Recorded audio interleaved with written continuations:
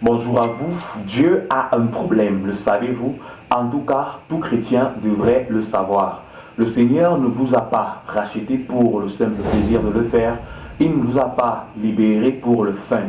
Jésus-Christ vous a racheté afin que vous soyez la solution à son problème. Il est vrai que vous baignez dans un contexte où les hommes d'église ne vous enseignent que ce qu'il faut savoir et ce qu'il faut faire pour résoudre vos problèmes et non pas se focaliser sur les besoins du Seigneur. Et c'est de loin un égarement doctrinal. Lisons ensemble Ésaïe chapitre 6 à partir du verset 8. Il est écrit: J'ai entendu la voix du Seigneur disant: Qui enverrai-je et qui marchera pour nous? Je répondis: Me voici, envoie-moi. Le Seigneur parle au prophète Ésaïe et lui demande: Qui devrait-il envoyer?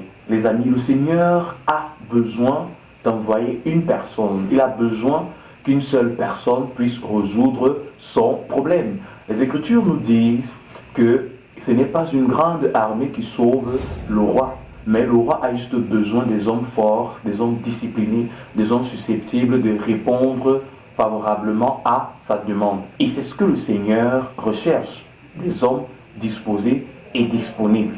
Depuis votre conversion à Christ, pour qui marchez-vous et pourquoi marchez-vous? Pour qui est-ce que vous sacrifiez? Après avoir reçu le Seigneur dans votre vie comme votre Sauveur et comme votre Seigneur, dans quelle entreprise vous êtes-vous lancé? Certains ont décidé d'être des parents modèles, des maris modèles, des femmes modèles, des enfants modèles. D'autres ont préféré se lancer dans la voie du succès en utilisant les Écritures, la parole de Dieu.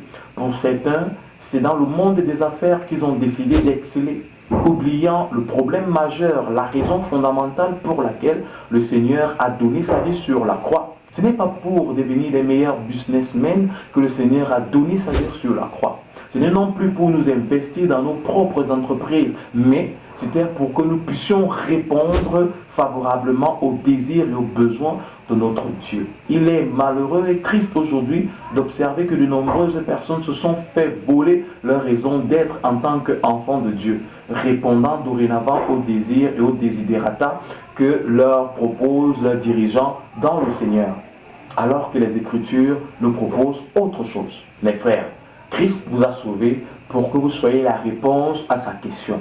Comment sauver les âmes? Pour ce faire, il a besoin de vous.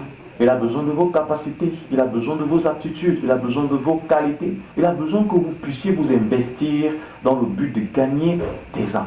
Jésus-Christ voudrait que vous vous disposiez à son écoute. Il a besoin d'envoyer quelqu'un. Il a besoin qu'une personne marche pour lui. Il a besoin d'utiliser vos pieds. Il a besoin d'utiliser vos mains. Il a besoin d'utiliser vos oreilles. Il a besoin d'utiliser votre bouche. À qui avez-vous disposé et discipliné tous ces éléments? D'autres personnes répondent au Seigneur qu'elles sont occupées, qu'elles n'ont pas assez de temps à disposer pour la mesure salvatrice. D'autres préfèrent garder le salut qu'ils ont reçu pour eux-mêmes. Le Seigneur ne nous impose pas de l'annoncer exclusivement en se servant des Écritures, mais il demande également que nous puissions avoir un caractère qui sied à un enfant de Dieu. Permettez-moi de vous dire ceci, mes chers amis. Le comportement affiché par une personne dans la société n'est que le reflet de ses convictions religieuses. Plus vous afficherez un comportement en adéquation avec les Écritures, mieux les âmes seront convaincues de votre foi. Le Seigneur a besoin d'une bouche qui parle en son nom. Tous les serviteurs que vous rencontrez dans les Écritures ont une chose en commun, c'est qu'ils ont eu à sacrifier leur vie et leur temps afin qu'une multitude d'autres puissent entrer dans le repos éternel. Moi également qui suis en train de vous transmettre ce message, j'ai eu à sacrifier de ma vie et de mon temps pour vous le faire parvenir. Le Seigneur voudrait qu'en retour, vous puissiez sacrifier de votre vie, de votre temps, pour que vous puissiez en retour donner cette vie que le Seigneur vous donne, afin que le message de la croix se pérennise dans le temps et dans l'espace. J'aime souvent le dire, pour laisser un bon héritage qui ne peut être altéré et inattaquable, il faudrait appliquer la règle de 10. Ce que je vais laisser, est-ce bien pour 10 jours? Est-ce mieux pour 10 mois? Est-ce agréable pour 10 ans? Les amis, arrêtons de conserver le message uniquement à notre niveau.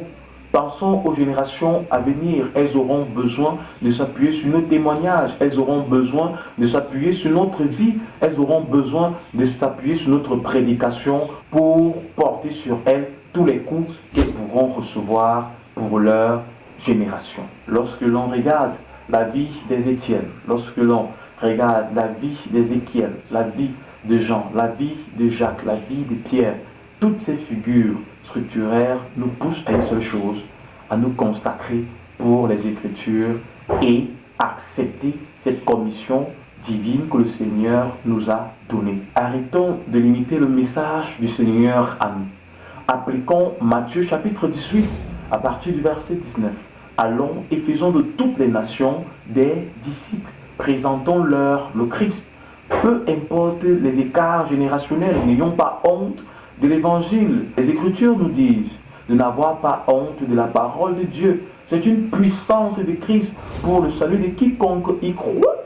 En tant qu'enfants de Dieu, diffusons le message de l'évangile à temps et à contre-temps. Christ a besoin de vous, Christ a besoin de nous. Gagnons des âmes, donnons la vie. Peu importe le milieu et votre source sociale, diffusez le message de l'évangile. Malade ou pas, affamé ou pas, dans la disette ou pas, dans la précarité ou pas, l'important est de prêcher Christ. Et ce Seigneur que nous annonçons prendra soin de vous, prendra soin de nous. Bien des choses à vous. Shalom.